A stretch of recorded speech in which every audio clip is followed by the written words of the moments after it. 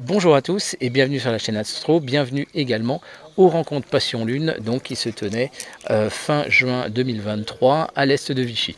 Aujourd'hui j'ai le plaisir d'accueillir à nouveau quelqu'un que vous connaissez maintenant, Gérard Cout, ancien président des CATRA, donc le club des astronomes amateurs d'Auvergne. Tu es l'association des astronomes amateurs d'Auvergne, voilà, ça fait 4 ans. Mais un grand passionné de la Lune, astrophotographe principalement, avec beaucoup de travail. Tu as plus de 8000 photos de la Lune. On se verra bientôt dans un épisode justement aussi avec Gérard où on va justement ouvrir mes photos. Et puis qui regorge de plein de petits trésors que je serais passé totalement à côté s'il ne nous avait pas décrypté un peu ces photos. Et donc c'est peut-être l'occasion de découvrir des belles choses qu'il y a sur vos photos. Mais tu étais donc aux rencontres Passion Lune pour nous parler d'un sujet assez intéressant, RG. RG, oui. RG, Tintin. Voilà, on a marché sur la Lune. Voilà. Des BD qui sont incontournables, absolument, qui font partie du patrimoine clairement francophone. Et tu t'es intéressé à essayer de regarder la réalité scientifique qu'il y a derrière les ouvrages d'Hergé. Absolument. Disons que moi j'ai lu, quand j'étais gamin, je les ai lus, c'est Objectif Lune et On a marché sur la Lune. Bon, ça me faisait du rêver, mais j'aimais bien ça. Et puis après, par la suite, je me suis vraiment intéressé à la Lune. J'ai repensé à ça. Et là, je suis tombé. Et je suis tombé mais fou amoureux de ce type, parce que c'est un garçon qui a eu un besoin de précision, un besoin de se documenter, un besoin de réalité, de vérité assez extraordinaire. Et là, je me suis dit, mais prenons Objectif Lune et On a marché sur la Lune, et qu'est-ce qui est vrai? Et on s'aperçoit que Hergé c'est vrai à 98%, il y a 2-3 petites choses qui sont un peu de travers, mais la plupart du temps, c'est parfaitement documenté. Et ça, on l'analyse au cours de cette petite conférence. Ouais. Il a été trouvé vraiment des trucs, je vous le dis, vous n'êtes pas préparés, vous allez voir, c'est très très surprenant. Voilà, bah écoute, merci Gérard. Donc RG, la Lune, de la précision, c'est ça le thème de ta conférence. Un fou de précision. Un fou de précision lunaire. Voilà, c'est maintenant sur la chaîne Astro avec Gérard Cout.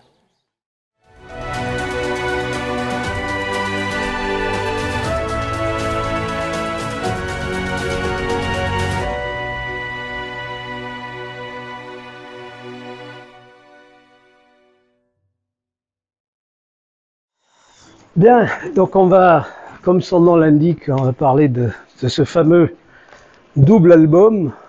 Alors j'ai pas l'original, mais peut-être que bientôt je vais avoir les pages du journal. J'attends. Donc c'est un double album, hein, c'est Objectif Lune et On a marché sur la Lune.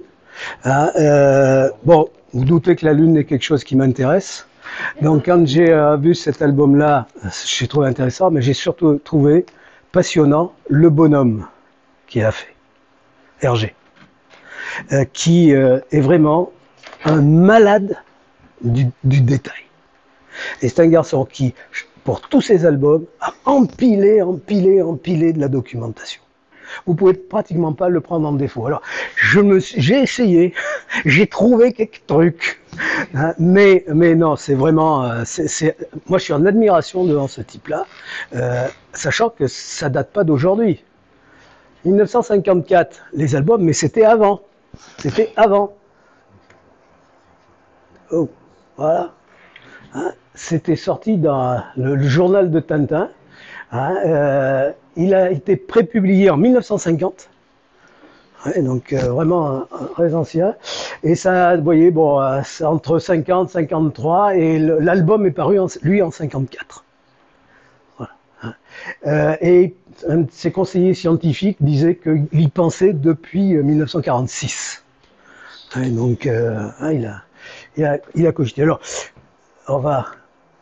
voilà, Georges Rémy. Hein, magicien du détail. Magicien du détail, ben, il va chercher les documents qu'il faut pour son centre. Alors, le centre, il est en slim pack et en cils d'avis. Ok, mais en réalité, c'est pratiquement une copie de Oak Ridge où a été mis au point la bombe atomique. Donc il a pris ces images et on voit, hein, c'est pas copie conforme, il a son interprétation, bien évidemment. C'est d'abord un dessinateur, hein, donc il interprète, mais c'est très très documenté. Alors là, celle-là, c'est fabuleux, quoi. Hein, vous avez le Schmitt de Palomar. Bon, alors là, évidemment, ça fait rire quand on suit la fusée avec le Schmitt, ça va être vachement pas facile, quoi. Hein, bon, mais regardez l'image en bas à droite, un observatoire à la station de contrôle. Monsieur. Regardez, hein, c'est Hubble avec sa pipe.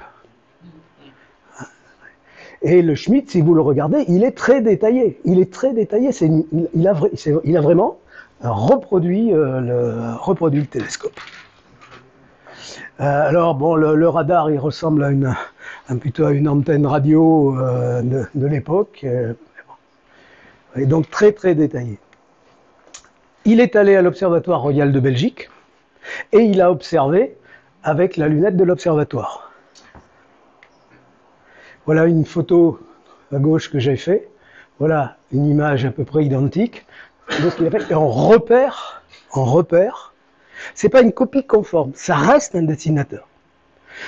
Mais on peut repérer les objets à partir de l'image, essayer de les retrouver de l'autre côté. Hein, les Théophile, Cyril, Catherine, qu'on observait hier avec ce superbe lever de soleil sur les deux pics, le pic central, bon, ben, ils sont là. Ils sont là et ils sont à peu près au bon endroit. Hein, on reconnaît parfaitement les structures. Là, il y a vraiment du détail, c'est pratiquement de la copie. Donc, oui, il aurait très bien pu me faire des trous à gauche et à droite, les empiler les uns sur les autres. Bon, là, non, il a d'un côté l'information réelle et il la transcrit en fonction de ce dont il a besoin. Alors, l'objectif de la fusée, c'est d'aller se poser vers Hipparcus. Ben, c'est pas idiot. Il ne choisit pas tout à fait un endroit facile. Hein, il aurait pu choisir, comme ont fait les Américains, il aurait pu choisir de poser sur une mer, un endroit à peu près plat, où il n'y a pas trop de problèmes. Mais bon, il n'est pas très loin de l'équateur, il est face en gros, la Terre va être en face, là, hein, il n'est pas trop vers les pôles, donc l'endroit est bien choisi pour une première expédition sur la Lune. Hein. Donc Hipparcus qui est en haut, Albatellus, et puis derrière, bon, les trois grands, là, Ptolémée, Alphonse, Arzachel, et puis on a toujours notre homme sur le plat, là, qui nous suit, hein, il est toujours dans le coin, là. Voilà, hein. Voilà. Donc voilà, ils sont posés là-haut, dans Hipparcus. Voilà l'objectif. Alors, vous allez me dire, bah ouais, ça y ressemble sans y ressembler un petit peu, ceci étant, ben, on retrouve en gros les structures. Hein. On retrouve en gros les structures avec les pics, les deux pics au centre. Là, il y a les deux qui sont là, on va les retrouver ici. Cette zone-là est assez bien dessinée. Ici, il s'inspire de ce qui se passe par ici. Bon, c'est un petit peu moins précis, mais c'est pas le problème. On n'est pas là pour faire un atlas lunaire. Hein, donc, voilà. Il avait des livres de référence. Alors, il y en a un que j'ai amené, là, notre ami la Lune. Hein, il va les retrouver, de Rousseau. Puis, il y en a d'autres. Et puis, il y a l'astronomie d'Alexandre Ananov. Bon, je ne vais pas m'étendre sur le personnage, mais c'est quelqu'un qui a été important à cette époque-là.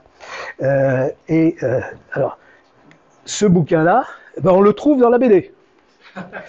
Quand il y a l'essai du professeur de Tournesol, là, il tape sur la tête pour savoir si le casque va résister. Ben, vous voyez, dans le petit coin en bas à droite, là, je l'avais pas vu, puis ça m'a attiré mon attention. Puis je me suis dit, mais attends, mais c'est lui. Et il y a le bouquin qui est à côté, l'astronautique, hein, qui a servi de base. Et il a pioché là-dedans pour la suite. Alors voilà, le fameux ordinateur que je cherchais tout à l'heure. Il a disparu de l'album, je ne sais plus où il est, je ne le retrouve plus. Alors, on discutait avec Norma, est-ce que c'est un ordinateur? C'est un calculateur, c'est pas un ordinateur. Mais j'avais l'image et j'ai cherché dans les ordinateurs de l'époque et j'ai retrouvé dans des images d'IBM un calculateur qui datait de 1948. Là, je suis devant toi, là, tu vois. Hein, qui datait de 1948. Donc, et vous regardez, le détail des machines, ça va jusqu'à, vous voyez, là, il y a des petites bandes, on les retrouve ici. Là, il y a la petite encoche, on la retrouve. Là, c'est un petit peu interprété, mais c'est pas grave. Hein, et on a bien donc ces deux ordinateurs. Alors peut-être s'est-il inspiré de cette image. Vous voyez, il les a simplement décalés un petit peu parce que il fallait occuper la partie centrale de l'image hein, pour équilibrer le dessin. Les deux personnages sur un côté. Il y a un peu, là, on va retrouver des trucs de la photographie, hein, la composition par les tiers hein, qu'on retrouve dans cette mise en scène. Oui. Donc, vous voyez déjà ce détail. Alors après, dans l'astronautique, il y a des images et il s'en inspire pour les couchettes. Ouais, avec cette position un peu particulière, hein, voilà, puis le scaphandre avec Tintin, et puis le scaphandre pour Milou, tout va bien. Hein. Dans l'astronautique, il y a la partie centrale de pilotage de la fusée, et là, vous l'avez, regardez, c'est reproduit, quoi. Il s'est vraiment inspiré de ce qu'il y avait de ce qu'il y avait. Alors bon, il y a des cartes qui nous paraissent un peu bizarres du ciel, mais ça c'est pas grave. Hein, Se déplacer. Alors là, un tournesol, il fait pas dans le light là. Hein. Donc j'ai cherché, j'ai regardé et je suis tombé sur une image d'un char Pershing. De la dernière guerre et bon ben c'est la copie du char Pershing avec les Dupont qui sont devant bon on a enlevé le canon parce qu'on n'en a pas besoin hein, alors bon on compare un petit peu ce qui s'est passé avec Tintin de ce qui s'est passé dans la réalité hein, voilà le char Pershing pour se déplacer bon ça marchait bien hein, il n'y a pas eu de problème alors je sais pas s'ils l'ont rembarqué ou s'ils hein, je sais pas mais bon de toute façon le poids il n'y avait pas la masse, c'était pas un problème. Avec Tournesol, les problèmes étaient résolus, donc pas de souci. Hein. Nous, on met 3 jours pour y aller, lui, il a mis 3h50. Hein, donc, pas de souci. Alors la mission, voilà, on est parti. La mission, alors la fusée, ben, vous reconnaissez le sinistre V2 hein, qui avait été qui est une copie. Et là, il est sacrément en avance. Elon Musk vient de réinventer RG. Parce que la fusée part et elle revient et c'est la même. Hein, donc, encore même Elon Musk il ne fait pas aussi bien parce qu'il en laisse des morceaux en route. Donc, alors, avant les tests, avant la mission, c'est vite fait, bien fait. Hein, voilà, bon, ils ont envoyé une petite fusée comme test, hein, une fusée miniature. Alors il y a des histoires parce qu'il y a des espions qui essayent de la capturer. Alors ils sont obligés de la détruire en vol. Enfin bon, il y a toute une histoire. Après, moi j'ai fait abstraction de l'histoire. Hein, donc voilà, donc c'est les tests vite fait, bien fait. Et après ça part. Alors là, un truc, c'est génial à faire. Quand est-ce que ça s'est passé cette affaire? Et vous n'avez d'autres informations que des jours, lundi, mardi, mercredi, et des heures. Et une contrainte que ça se passe approximativement au premier quartier. Alors, AVL, c'est le sauveur. Et je suis parti là-dessus, badaboum, badaboum, badaboum, badaboum, et j'ai cherché. Alors, il fallait que je trouve un premier quartier. C'est assez courant quand même un premier quartier. Mais il fallait que je trouve un premier quartier qui soit au mois de juin. Parce qu'on arrive à retrouver le mois, mais on ne sait pas s'il faut partir du mois de mai ou du mois de mars. Parce que quand on voit l'éphéméride qui s'est fait, on voit M et un bout de A. Ça peut être mars, ça peut être mai. Donc là, ben, vous cherchez, vous grattez, hein, et vous arrivez à deux possibilités de premier quartier. Le 2 juin à 16h11, 1960, et le 4 juin 1968 à 4h47. Et quand vous compilez un petit peu tout ça, vous arrivez à une date qui est le 3 juin 1960 à 1h34. Mais dans les BD, les lunettes Zeiss qui vont servir sont livrées le lundi pour partir le mardi. Sauf que là, c'est un vendredi. Bon. Alors, ça, c'est marrant à faire, quoi.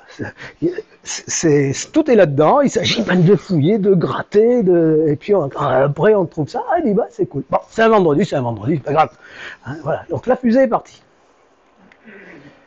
Alors, j'ai sauté des trucs, ben, elle part pas tellement dans le bon sens, elle part en direction du pôle Nord. Hein, de la Terre, elle profite pas de la rotation. Après, quand ils sont en orbite, ils la regardent, on voit la Terre. Ben, normalement, vous faites le calcul par rapport au temps de vol qu'il y a eu. La Terre a tourné sous eux, on serait au-dessus de l'océan Pacifique. Alors que là, on n'est pas au-dessus de l'océan Pacifique. Bon, mais c'est pas grave, ça, c'est pas grave. Hein, mais il y a toujours cette volonté d'avoir quelque chose de précis, d'avoir quelque chose. Alors, on vient de se poser à 5h48. Vous voyez, on est parti à 1h du matin, on arrive à 5h, ça va vite, c'est bien. Hop. On est sur Hipparcus. Alors, où est-ce qu'on est exactement? Eh bien, on ne le sait pas. Et il faut attendre. Et on le saura à la fin. Quand on regarde la fumée qui s'échappe, les gaz qui s'échappent, on voit qu'ils sont posés, voilà, j'ai fait une extrapolation dans le coin là-bas, en bas à gauche, voilà, bon, a priori, ça aide. Mais on le sait qu'au moment où on repart, on n'a pas la position exacte. La hauteur du Soleil se calcule. Merci AVL. Alors, 18 degrés 12, ben, vous voyez, c'est pas faux. Hein. On a vraiment un éclairage rasant. 18 degrés 12. Alors après, on peut calculer, on peut regarder si on est en direction du sud-est, l'ouest. Bon, comme on a un temps qui est restreint. J'ai déjà fait cette conf, là, elle fait 2 heures, si on veut la faire dans le détail. Mais il y a un souci avec la face de la Terre. Là, il y a un problème. Vous savez que les phases de la Terre et de la Lune sont complémentaires. Donc on est un petit peu après le premier quartier, donc au niveau de la Terre, on devrait avoir cette forme-là et non pas la forme d'une pleine Terre. D'accord. Sinon, on repère là-bas, vous avez l'Australie et vous avez la Nouvelle-Zélande, vous avez une partie de l'Alaska là-haut. Bon, voilà. Donc bon, on va pas trop lui en vouloir. Il y a un autre problème avec la position de la Terre aussi. Mais là, ben, c'est le dessinateur, c'est l'artiste qui parle là. Donc cette Terre, elle occupe bien l'espace, elle rappelle de là où on vient, la liaison, etc. Mais il y a un problème. Il y a un problème, elle est pratiquement au zénith.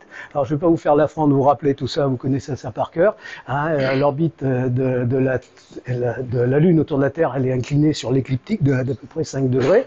Donc si on se place au centre de la Lune, exactement au centre de la Lune, on a une vitesse orbitale, que l'orbite de la Terre est circulaire, on a une vitesse orbitale uniforme. Si on est au centre de la Lune, on a la Terre au zénith. Et elle est là. Alors, elle change en fonction des phases, mais elle reste là.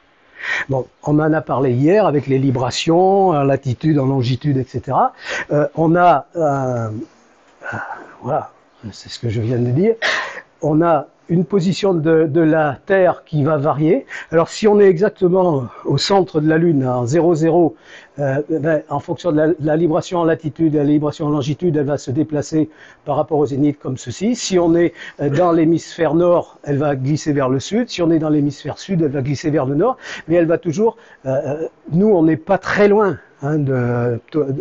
Hipparcus n'est pas très loin de l'équateur, donc elle va rester pratiquement au zénith, dans une ellipse. Et là, bon ben, j'ai trouvé,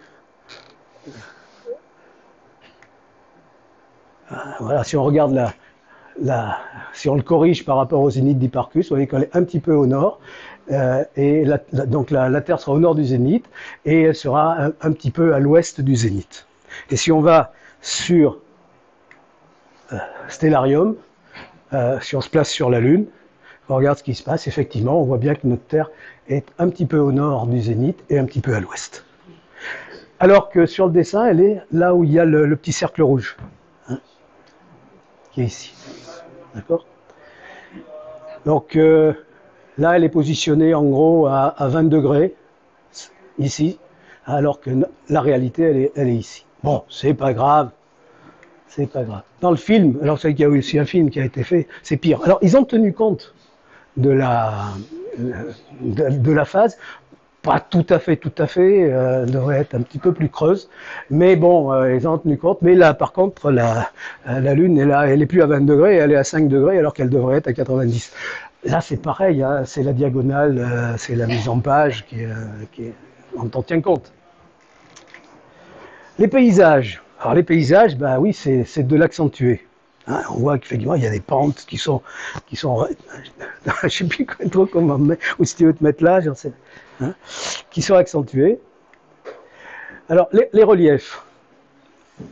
Alors je ne sais pas si Aldrin avait lu Tintin, mais ils ont eu les mêmes mots. Tintin, quand il ouvre la porte de la fusée et qu'il regarde, un spectacle hallucinant, une effrayante désolation.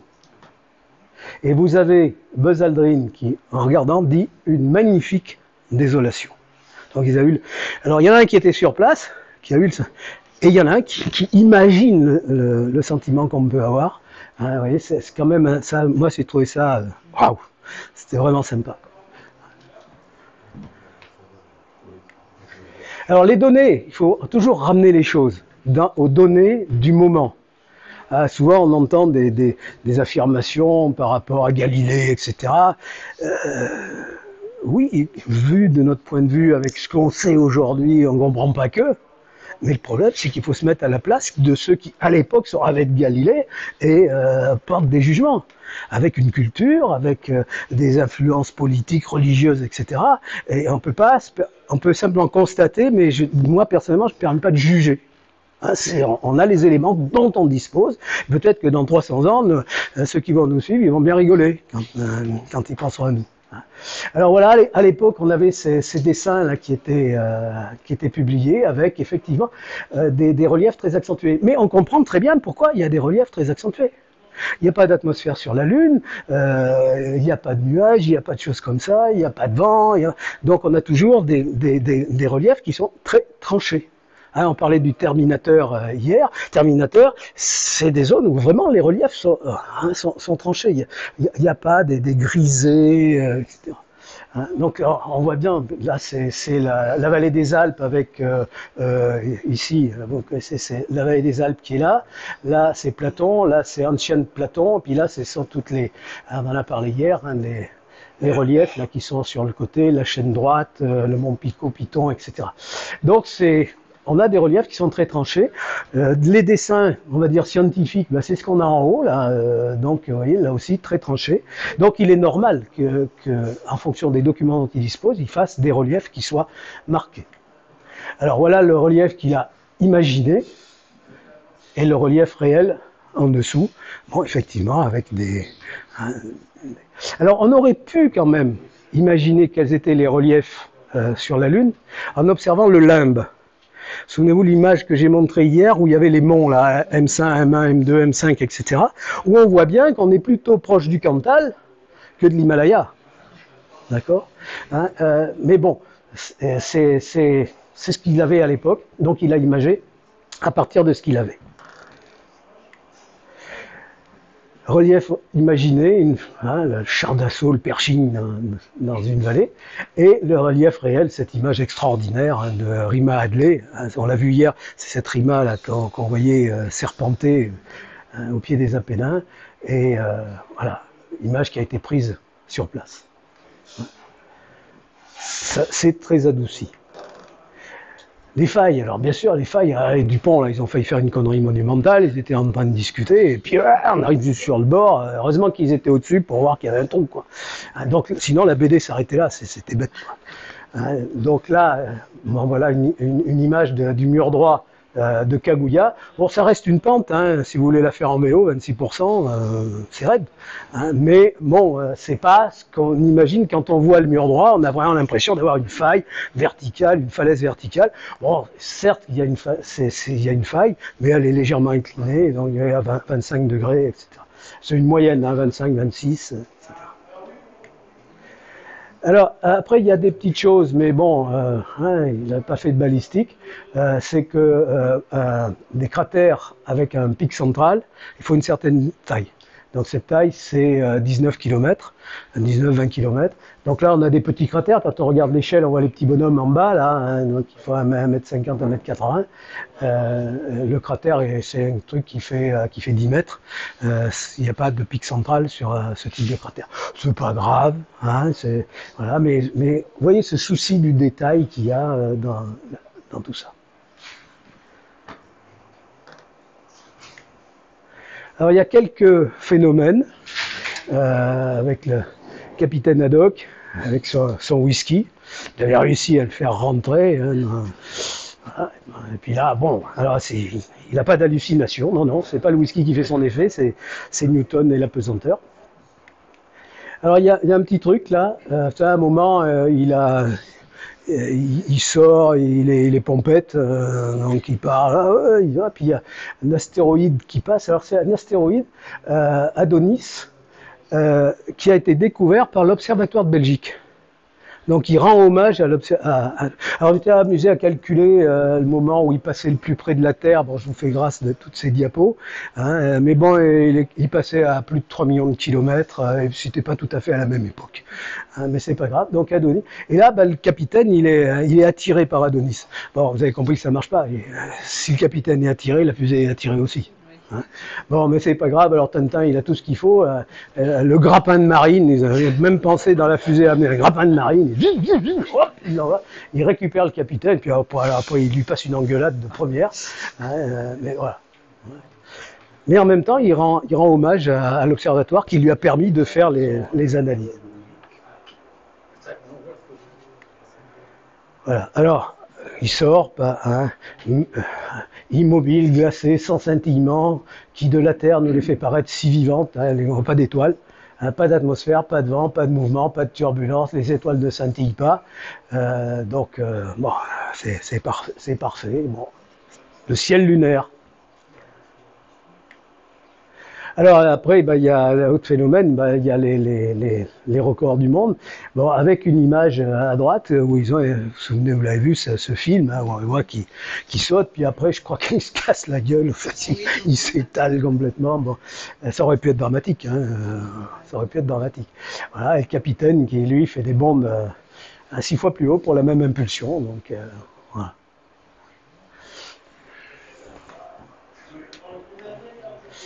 Alors celle-ci aussi est pas mal. Ils sont en train de se balader. Alors là, j'ai pas repris en détail, mais il y a un travail avec les ombres qui est absolument extraordinaire. Hergé respecte la projection des ombres. À la fois la projection des ombres naturelles des cratères, mais la projection des ombres des deux personnages qui déambulent. Et je me suis amusé à refaire tout leur trajet. Hein, et c'est grâce aux ombres. Voilà. Alors c'est qu'ils viennent par en haut, là-haut, ils repassent ici. Et alors là, qu'est-ce qui s'est passé? En passant, boum, oh, qu'est-ce que c'est? Tremblement de terre ou quoi? Hein, qu'est-ce qui se passe? Bon, il y a un météorite qui est tombé. Ah, on l'a pas entendu. Ah bah oui, il n'y a pas d'air, les ondes sonores ne peuvent pas se propager. Hein, j'ai rien entendu, pas d'atmosphère, pas de support pour les ondes sonores. Alors on se retourne.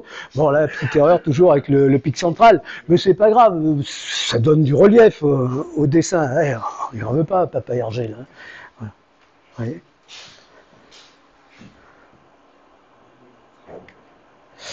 Alors après, on se balade. Ils sont partis en direction de Ptolémée. Ils se baladent, tranquille, et là, ils voient une grotte. Derrière le piton rocheux, là-bas, on dirait l'entrée d'une grotte. Ah, bon, on s'arrête. Alors, effectivement, un peu plus tard, on a trouvé des cavités, mais qui sont certainement d'anciens tunnels de lave qui alimentaient les mers en basalte, et dont les plafonds se sont effondrés. Hein, donc, vous voyez, on devine, on voit comment le soleil éclaire le fond de la cavité. C'est un petit pas d'Irak, on est au fond d'un gouffre, mais c'est le plafond du tunnel qui s'est effondré.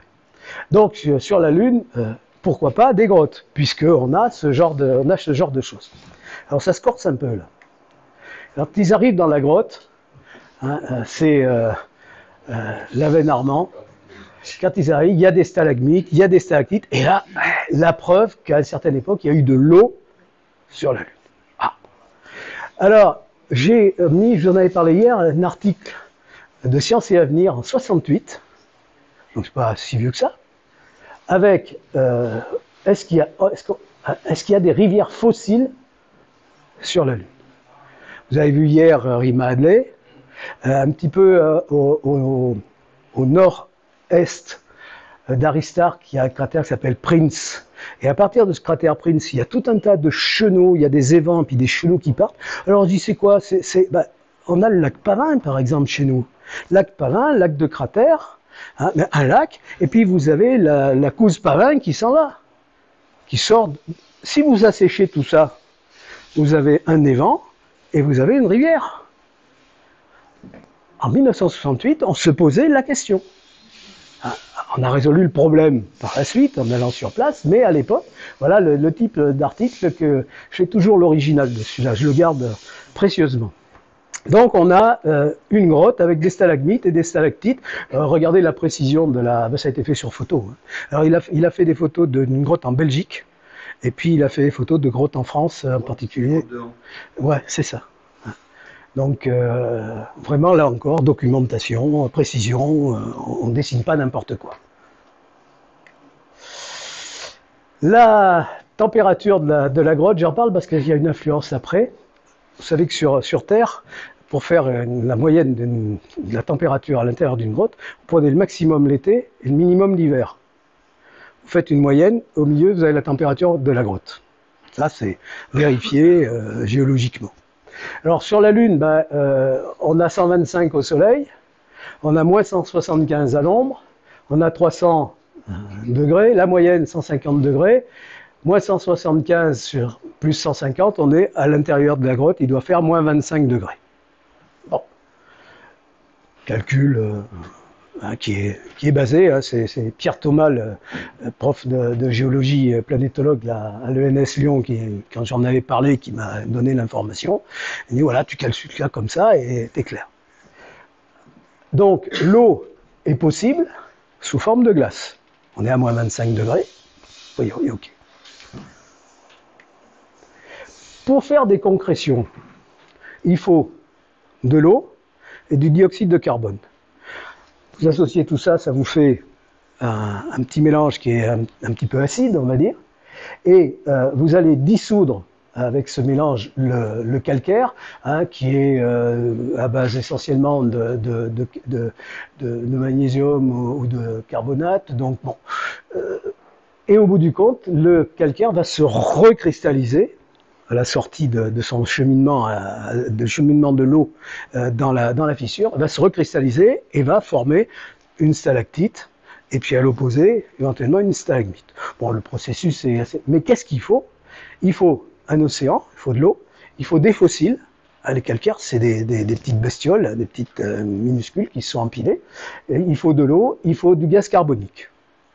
Bon, sur la Lune, on sait que c'est pas le cas. Mais bon, il faudrait ça pour avoir nos fameuses concrétions. Alors, à moins 25 degrés, à la pression atmosphérique lunaire, la glace, elle se sublime. Et donc, il faudrait qu'il fasse moins de 230 degrés pour que cette glace soit de la glace. Bon, ce qui n'est pas le cas ici, donc on est à moins 25 au maximum. Donc la glace, ça sera pour la prochaine fois. Hein, donc, alors, on a étudié ça parce que vous imaginez que la glace c'est de l'eau. Et si on arrivait à récupérer de la glace, on récupère de l'eau. Et on récupère de l'eau, à partir de là, avec le régolithe, par exemple, on peut faire de la culture. Hein, il y a des images où on nous montre, ah, ok, ça vous fait pas un plant de patates de 10 kilos, hein, mais les plantes peuvent arriver à se développer. Hein. Donc, si on trouve de l'eau, c'est très bien. On a fait des recherches au niveau des pôles et on s'est aperçu, vous le savez, qu'il y avait... qu'il pouvait y avoir de l'eau, qu'on avait trouvé, qu'on avait fait écraser, c'était je ne sais plus quelle sonde qui s'était écrasée, qu'on avait fait écraser là, dans le Cabéus. On avait analysé le nuage et on avait trouvé qu'il y avait effectivement de l'eau dans ce nuage de poussière et qui était en permanence dans une zone d'ombre. Ah, et puis vous avez le fameux cratère Shackleton qui lui est en permanence dans l'ombre. Hein, donc on a l'image, au maximum le soleil monte à 1,6 degré au-dessus de l'arène de Shackleton. Shackleton se trouvant lui au pôle. Hein, donc là il peut y avoir de l'eau qui soit prisonnière, c'est pas impossible. Hein, donc là on a intérêt, si on veut aller sur la Lune, à commencer à monter là-haut pour occuper le terrain.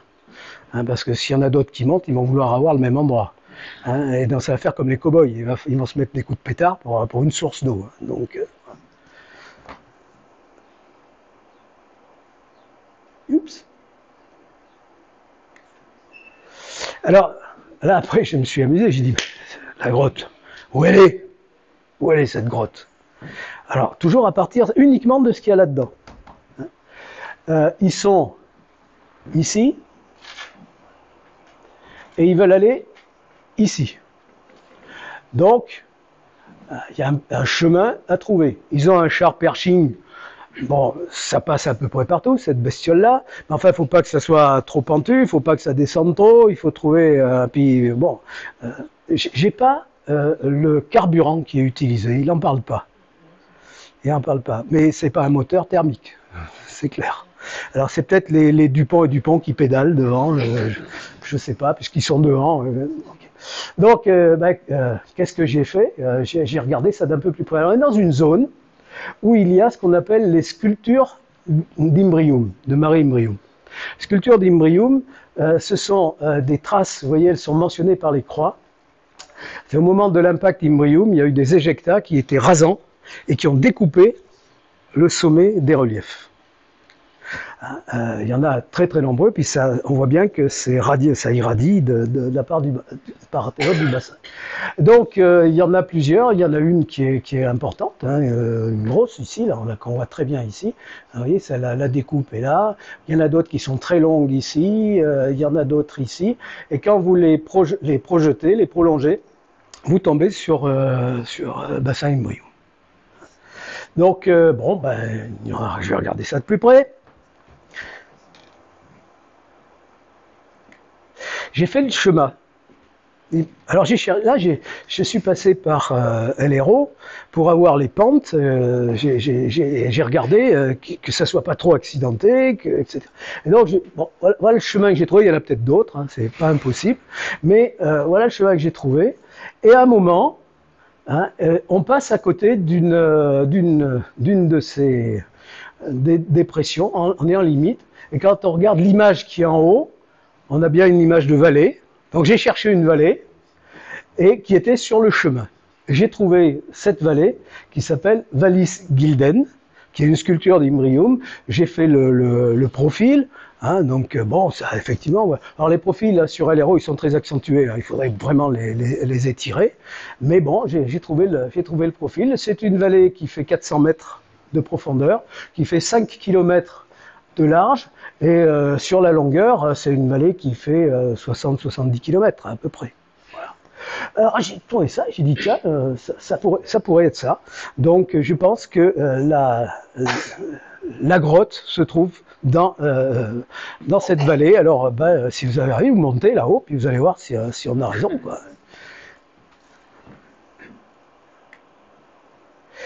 Alors, bon, plusieurs heures, plusieurs jours ont passé. Ils sont déjà intéressés par l'aspect économique. Ils font très peu de sciences. Très peu de sciences. Mais l'aspect économique, pour aller chercher de l'uranium et du radium, les choses n'ont pas trop changé. Non, maintenant, on veut aller chercher de l'hélium-3, on veut aller chercher des terres rares, des cripes, mais bon, parce qu'on en a besoin pour mettre dans les ordinateurs, et l'hélium-3 pour la fission. À l'époque, qu'est-ce qu'on faisait? On avait besoin de radium, on avait besoin d'uranium, on cherche. Tournesol cherche. Alors, sur Terre, l'uranium est rare, c'est concentré en présence d'eau. Il n'y a pas trop d'eau sur la Lune. Le radium, il existe à l'état de trace. On cherchera donc, comme je le mets, en priorité l'hélium-3 et les terres rares. C'est ce qu'ont annoncé les Chinois. Hein. Ce qu'ils ont annoncé. Et les Américains, tout de suite, ont dit ouais, nous aussi.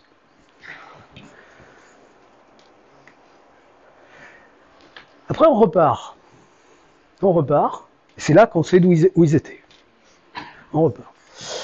Alors là, il devait être fatigué, Hergé. Il devait être fatigué, parce que là, il y a un petit loupé. Autant c'était hyper précis à l'aller, autant en retour. À l'aller, le terminateur, il est sur la bande jaune.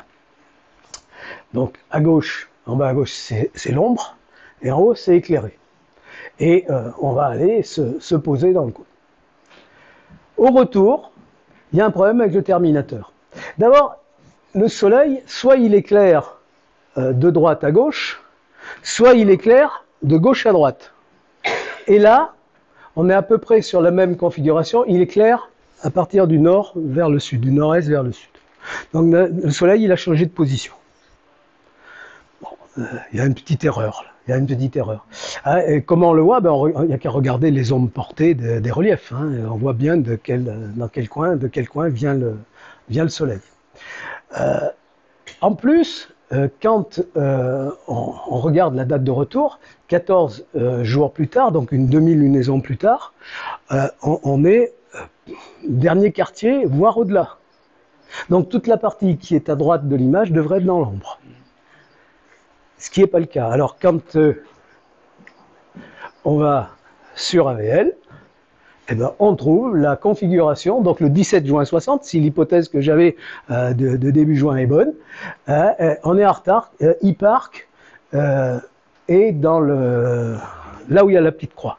Et c'est là que je ne comprends pas bien, c'est que dans le texte, il y a un moment, c'est lentement sur le paysage désolé de l'Astromore, la nuit descend la nuit lunaire. C'est exactement ce qui se passe. Mais ça ne se retrouve pas dans le dessin. Ça ne se retrouve pas dans le dessin. Bon, voilà, c'est une petite erreur. C'est pas grave. C'est pas grave. Hein.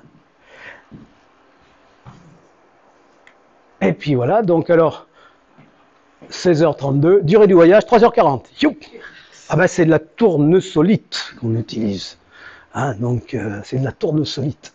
Donc on part, et puis 3 heures après, on va se poser sur Terre. Et on va se poser, quand vous refaites le calcul, ce jour-là, on va se poser au moment où le soleil se couche.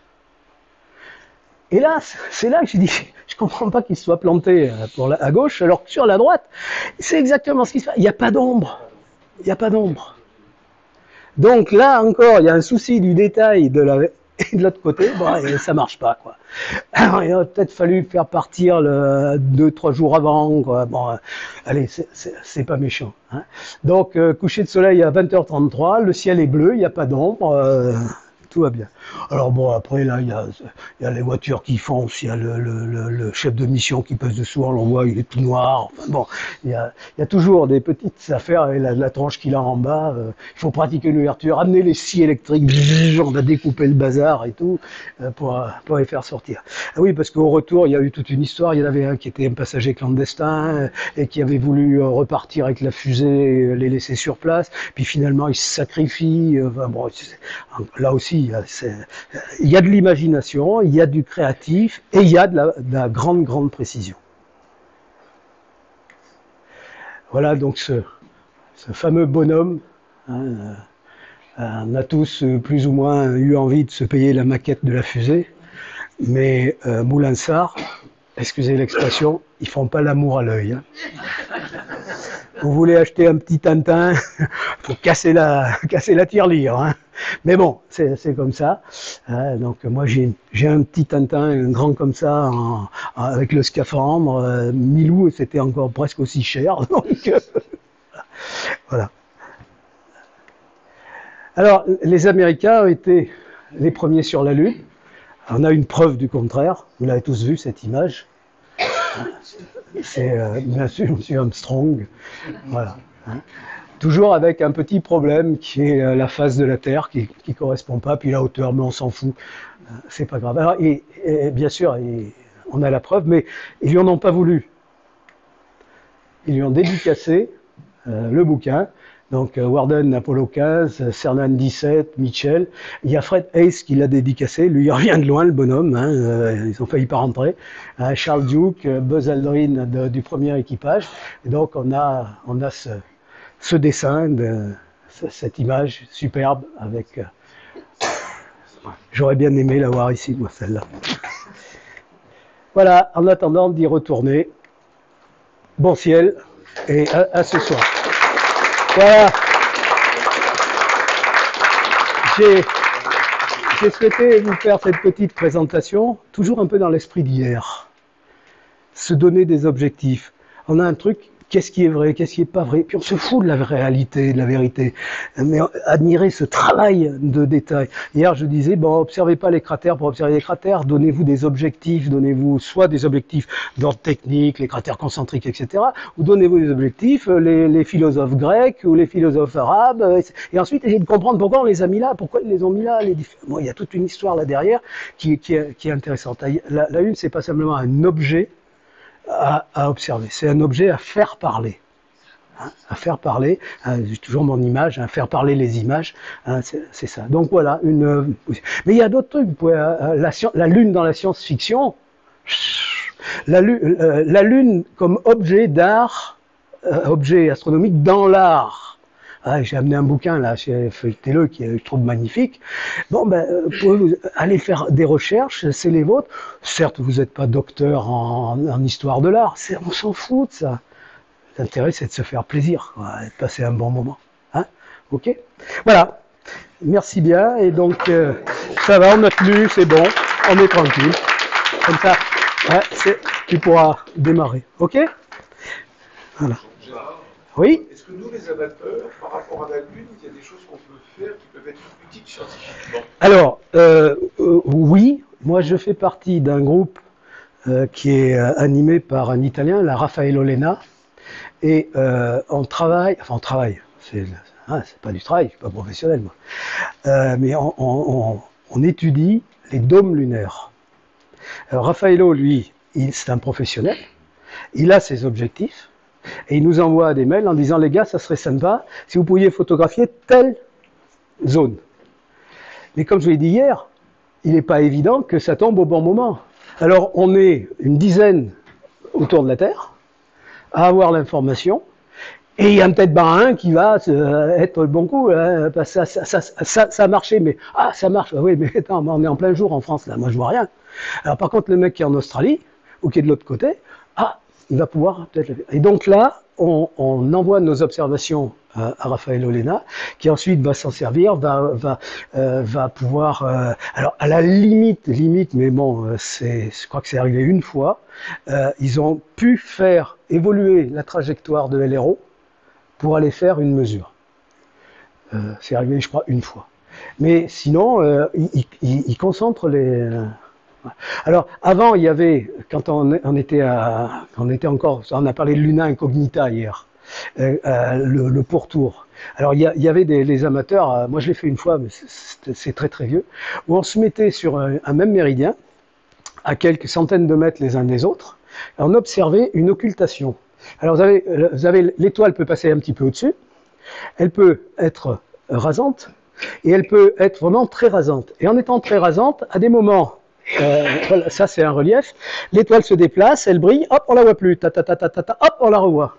Et quand on accumule comme ça les mesures, on arrive à tracer un relief. Voilà. Donc là, c'est pas les professionnels qui allaient scailler les meules, là, aligner les uns derrière les autres. Non. Donc ça c'était possible. C'est vrai qu'aujourd'hui, avec ce qu'on a, bon, mais je veux dire, c'est pas parce qu'il est là que je le dis, mais vous avez la chance d'avoir un outil absolument fabuleux, hein, je vous en ai parlé hier plusieurs fois, donc AVL, hein, qui va énormément vous aider, justement dans la construction de vos recherches. Hein, et vous pouvez avoir des critères techniques, vous pouvez avoir des critères de métier. Je voudrais les cratères lunaires, dans le nom, c'est un pâtissier. Alors je ne sais pas s'il y en a, il n'y en a pas. Mais voilà, donc, dont le nom est un philosophe. Alors là, vous en allez avoir des tonnes. Voilà, c'est ça, cet outil est absolument fabuleux. Merci. Ok. Voilà, ça répond à ta question. Alors il y en a peut-être d'autres, mais moi je te parle de ce que je connais. Hein. Ce que je connais pas, j'en parle pas. Ouais. Gérard, il y a aussi pour les amateurs qui font des photos sur le côté obscur de la Lune, repérer les éventuels impacts. Ah oui. Météorites. L'observatoire d'Athènes. Oui, qui est spécialisé là-dedans. D'accord. Qui pourrait récupérer les données. D'accord. Ok. Ben. Effectivement, tu dis, mais je n'avais pas de choses précises là-dessus. Dans l'observation d'impact de micrométéorites, hein, et avec la chaleur, ben, il y a de la lumière. 3-4 clichés d'amateurs qui montraient. Je sais qu'il y a quelque chose qui avait été vu, je crois, pendant une éclipse aussi, un impact, il me semble bien, ouais. Il me semble bien. Ouais, ouais. Pendant la totalité, il y a eu à un moment donné Ouais. un point blanc qui est apparu. En bas à gauche. D'accord. Voilà, donc. L'ont eu, ceux qui filmaient en fait l'ont eu. Ouais. C'était tellement court que tout le monde l'a connu. Moi je l'ai connu. Et j'ai eu une photo. Ouais. Bah oui, moi les films que je fais, moi c'est des films qui font 1 minute. Alors il faut que l'événement se déroule à ce moment-là. Puis en plus, bon, moi je fais quand même du gros plan, donc il vaudrait mieux avoir un plan large. D'où l'intérêt de regarder ces films avant de les traiter pour faire une image. Oui. Pour voir si jamais Oui, parce que des fois le programme, lui, il vire. Hein. Alors il a un avantage, c'est que si vous avez une grosse bouse sur votre capteur parce que vous avez oublié de le nettoyer, le programme, il va l'effacer. Hein, mais effectivement, il va aussi effacer des choses qui pouvaient être intéressantes. Voilà, donc. Hein.